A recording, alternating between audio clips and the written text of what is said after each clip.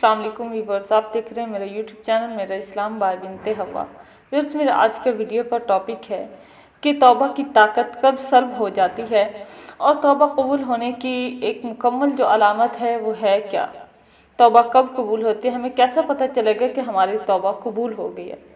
वो जैसे कि आप सब जानते हैं कि हम दिन में कितने ही गुनाह करते हैं, जाने अनजाने में हम बहुत सारे गुनाह कर जाते हैं। तो तौबा के कबूल होने की अलामत क्या है, हमें कैसे पता चलेगा। तो अल्लाह रब्बुल इज़्ज़त कुरान करीम में इरशाद फरमाते हैं, वमन याअमल सुअन, जो भी कोई इंसान बुराई करेगा और यज़लिम नफ्सहु, या अपने नफ्स पर जुल्म करेगा, सुम्मा यस्तगफिरुल्लाह, फिर वो आदमी फिर वो इंसान तौबा कर ले, यजिदिल्लाह गफूर रहीमा, तो अल्लाह रब्बुल इज़्ज़त को वो गफूर रहीम पाएगा। तो अब इस आयत का क्या मतलब है कि यानी इंसान जब एक गुनाह करता है, ठीक है, गुनाह से पहले जो इंसान का अल्लाह से ताल्लुक़ था और फिर उसने गुनाह कर लिया और फिर उसे समझ में आया कि ये तो मैंने बहुत गलत काम किया है, मैंने गुनाह कर लिया, अल्लाह से उसने सच्ची तौबा कर ली और तौबा करने के बाद फिर उसका अल्लाह से ताल्लुक़ वैसे ही हो गया जैसा कि गुनाह करने से पहले था। तो समझ आ जाना चाहिए इंसान को अल्लाह रब्बुल इज़्ज़त ने उसकी तौबा को कबूल कर लिया। देखिए, अल्लाह गफूर रहीम है। अल्लाह रब्बुल इज़्ज़त हर वक्त इंसान के लिए तौबा के दरवाजे खुले रखते हैं, लेकिन तौबा की तौफीक कब होती है, ये हर दरवाजे हर वक्त खुले, लेकिन तौबा की तौफीक जो है, तौबा का जो जज्बा है वो इंसान में एक ख़ास वक्त में पैदा होता है।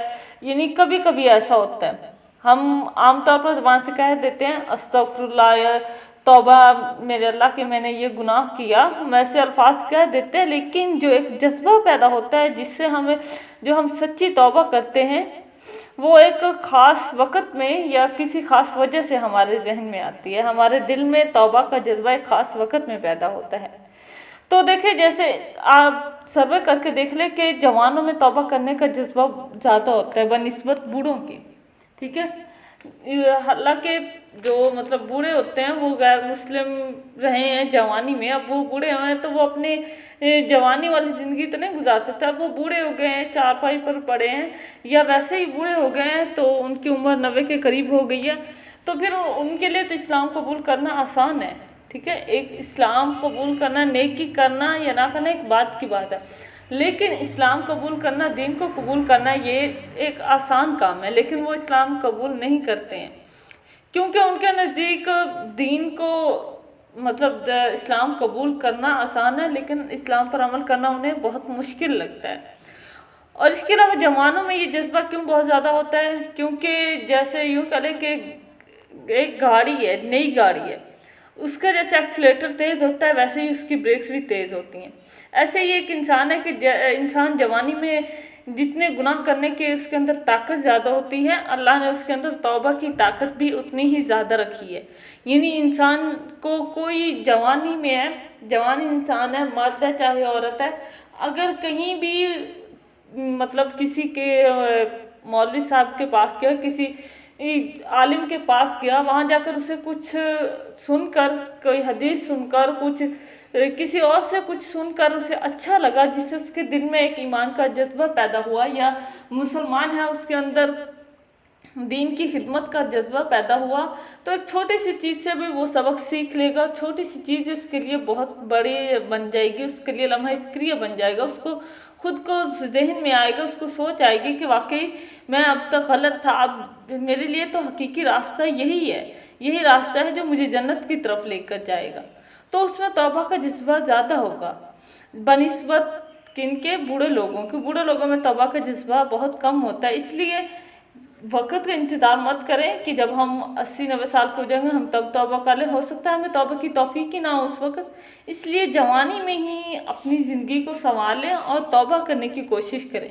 अल्लाह रब्बुल इज़्ज़त गफूर रहीम है, ठीक है, गुनाह हो जाता है लेकिन आप बार बार तौबा कर सकते हैं। और अल्लाह रब्बुल इज़्ज़त तो कुरान करीम में जैसे फरमाते हैं कि यजिदिल्लाह गफूर रहीमा, कि आप अल्लाह रब्बुल इज़्ज़त को गफूर रहीम पाएंगे। यानी ये नहीं कहा कि अल्लाह रब्बुल इज़्ज़त गफूर रहीम है या अल्लाह रब्बुल इज़्ज़त आपके गुनाहों को माफ़ कर देगा, बल्कि ये कहा कि आप पाएंगे, यानी आपका दिल इस चीज़ को खुद एक्सेप्ट करेगा कि वाकई अल्लाह रब्बुल इज़्ज़त गफूर रहीम है, अल्लाह ने मेरे गुनाहों को माफ़ कर दिया है। तो बस आप भी गुनाहों से बचें और अपने आसपास के लोगों को भी गुनाहों से बचने की तो बचने के लिए उनके लिए दुआ करें और उन्हें तबलीग करें कि आप भी गुनाहों से बचें। छोटे छोटे गुनाह, ठीक है, बड़े गुनाह भी हैं, लेकिन ये छोटे छोटे गुनाह हैं, इनसे तो हम इजीली बच सकते हैं।